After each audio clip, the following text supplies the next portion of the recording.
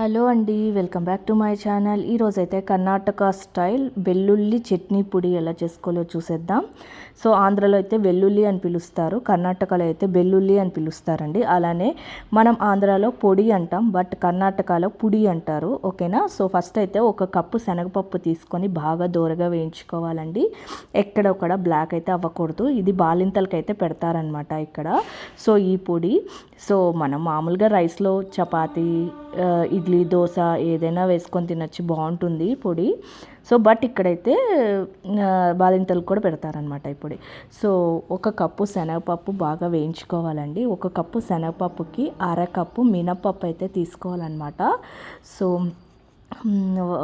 Ratio చూడండి, 1:1 కాదు, 1:1/2 అండి. ఒక కప్పు శనగపప్పుకి 1/2 కప్పు మినపప్పు. మీరు ఇదే మినపప్పు తీసుకోవాలని లేదు, మామూలుగా తెల్ల మినపప్పు ఉన్న తీసుకోవచ్చు, బట్ నేనైతే పొట్టు మినపప్పు వాడుతూ ఉంటాను రెగ్యులర్గా. అందుకని నేను అది తీసుకున్నాను. ఇది కూడా బాగా వేయించుకోవాలండి.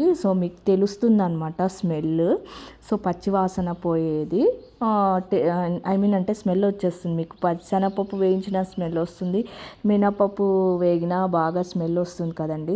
అలా అయితే వేయించుకోవాలన్నమాట. చాలా టేస్టీగా ఉంటుంది ఈ పొడి. అలానే ఒక టేబుల్ స్పూన్ కన్నా తక్కువ మిరియాలు అయితే తీసుకోవాలి, ఎందుకంటే దీంట్లో మనం ఎండుమిరపకాయలు కూడా యూస్ చేస్తాము. అందుకని మిరియాలు కొద్దిగా తక్కువ చేసే వేసుకోండి. లేదు ఎండుమిరపకాయలు తగ్గించి మిరియాలు ఎక్కువ తీసుకున్నా నో ప్రాబ్లం. అది మీ ఇష్టం. నేనైతే ఎండుమిరపకాయలు తీసుకున్నాను కాబట్టి మిరియాలు తక్కువే తీసుకున్నాను. మీరు స్పైస్ ఎక్కువ తినేటట్టుంటే 2 ఈక్వల్గా వేసుకోవచ్చు. ఇది ఒక 2 టేబుల్ స్పూన్ వరకు అయితే మిరియాలు వేసుకోవచ్చు. ఎండుమిరపకాయలు మీ ఇష్టం, కారం తగ్గట్టుగా వేసుకోవచ్చు. అలానే ఎండుమిరపకాయలు కూడా నేను ఇక్కడ బేడకాయ అయితే తీసుకున్నానండి.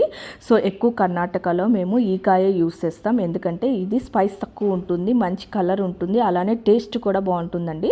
అలానే గుంటూరుకాయ బాగుండదని కాదు, బట్ గుంటూరుకాయ స్పైసీగా ఉంటుంది, అదొక టేస్ట్. బట్ కర్ణాటక ఎక్కువ స్పైస్ ఇష్టపడదు, ఇలా తక్కువ స్పైసే తింటారనమాట.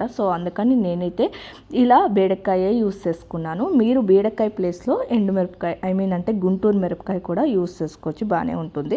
చూసి వేసుకోండి, అంటే మిరియాలు వేస్తున్నాం కదా, గుంటూరుకాయ తీసుకునేటట్టయితే చూసి వేసుకోండి. ఓకేనా. నేనైతే ఎండుమిరపకాయలు కూడా కొద్దిగా ఎన్నె అంటే నూనె అండి, ఎన్నె అంటాం మేము ఇక్కడ. ఎన్నె అంటే నూనె అనమాట. కొద్దిగా నూనె, ఒక టేబుల్ స్పూన్ నూనె వేసి నేనైతే బాగా వేయించుకున్నాను. తెలుస్తుంది మీకు, ఎండుమిరపకాయలు కూడా కొంచెం క్రిస్ప్ అవ్వాలన్నమాట ఎండుమిరపకాయలు. నేను ఇక్కడ గింజలు కూడా తీసుకోవడం అయితే జరిగింది. గింజలు వేస్తే కూడా టేస్ట్ అదొక రకమైన టేస్ట్ వస్తుందండి. అందుకని నేను ఇలా గింజలు కూడా వేసి అయితే వేయించేసుకున్నాను. ఓకేనా. మీరు కూడా అలానే వేయించుకోండి. నెక్స్ట్ వచ్చేసేసి మనం ఇందులో కొద్దిగా చింతపండు సైజ్ అంతా చింతపండు కూడా తీసుకోవాలండి. నిమ్మకాయ సైజ్ అంతా చింతపండు అయితే తీసుకుంటాను అనమాట నేను. అంటే దీంట్లో బెల్లం వేస్తాం, ఎండు కొబ్బరి కూడా వేస్తాను నేను. అందుకని ఇవన్నీ బ్యాలెన్స్ అవ్వడానికి కొద్దిగా చింతపండు కూడా వేస్తాను నేను. లైట్గా చింతపండు కూడా వేసుకోండి. మీరు ఇంకా నిమ్మకాయ సైజ్ అంతా చింతపండు యూస్ చేయడం కూడా ఇష్టం లేకపోతే ఇంకా తగ్గించి కూడా వేసుకోవచ్చు, బట్ వేసుకుంటే బాగుంటుంది టేస్ట్. ఓకేనా.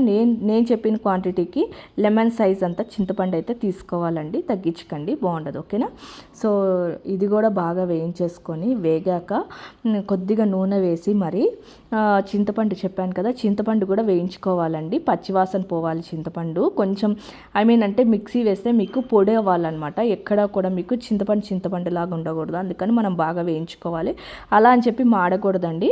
ఓకేనా. నేనైతే అలానే వేయించేసుకున్నాను ఇక్కడ. తర్వాత లాస్ట్లో మనం దించేసేటప్పుడు ఒక కప్పు అంటే ఇప్పుడు పెద్ద కప్పు శనగపప్పు తీసుకుంటే 1/2 కప్పు మినపప్పు తీసుకున్నాం కదా, దానికంటే చిన్న కప్పు కొబ్బరి అయితే వేసుకోవాలండి. నేనైతే కొబ్బరి కూడా వేసి వేయించుకున్నాను. అంటే అంతా కట్టేశాక, స్టవ్ కట్టేశాక బాండి ఇంకా వేడిగానే ఉంటుంది కదా, అప్పుడైతే నేను ఈ కొబ్బరి వేసుకోవడం అయితే జరిగిందనమాట. కొబ్బరి వేసుకొని బాగా వేయించుకోవాలి. పచ్చివాసన పోయే వరకు అయితే వేయించుకోవాలి. అలా వేడి ఉన్నప్పుడే వేసేస్తే కొబ్బరిలో ఏమన్నా పచ్చివాసన ఉన్నా పోతుంది. ఎండు కొబ్బరే తీసుకోవాలి, పచ్చి కొబ్బరి తీసుకోకండి. అలా అని చెప్పి ఎక్కువ నూనె వేసి కూడా వేయించకండి, ఎందుకంటే పొడి అయితే నిలవ ఉండదు. ఎంత నూనె తక్కువ వేసి వేయించుకుంటే అంత బాగుంటుంది అనమాట. అండ్ ఇది చాలా స్టోర్ కూడా చేసి పెట్టుకోవచ్చు, 3 నెలలు కూడా స్టోర్ చేసుకోవచ్చు. బట్ అంత 3 నెలలు చేసుకునేంత స్టోరేజ్ అయితే మనం చేసుకోమన్నమాట. సో ఎప్పటికప్పుడు చేసుకుంటాం కాబట్టి ఇలా తక్కువ క్వాంటిటీస్లో చేసుకుంటే బాగుంటుందండి. సో ఇక్కడ నేను కొబ్బరి వేసుకోవడం కూడా జరిగింది. నేను ఇక్కడ డెసికేటెడ్ కోకోనట్ పౌడర్ అయితే తీసుకున్నాను. సో మీ దగ్గర మామూలుగా ఎండు కొబ్బరి కురిడీలు ఉంటే సో తురుముకొని కూడా మీరు చూసుకోండి క్వాంటిటీ. ఇప్పుడు 1 కప్పు అంటే ఒక పెద్ద కప్పు శనగపప్పు తీసుకుంటే దానికంటే చిన్న కప్పు మినపప్పు తీసుకున్నాం కదా.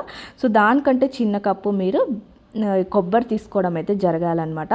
సో అలానే వెల్లుల్లి పొడి అని చెప్పాను కదా. సో వెల్లుల్లిపాయలు ఒక గుప్పెడు తీసుకోవాలండి. పొట్టు తీసుకోకుండా మనం ఏదైతే లాస్ట్లో కొబ్బరి వేసేస్తామో ఆ వేడి మీదే మనము ఈ వెల్లుల్లి కూడా వేయాల్సి వస్తుంది. అంటే గార్లిక్ కూడా వేయాల్సి వస్తుందండి.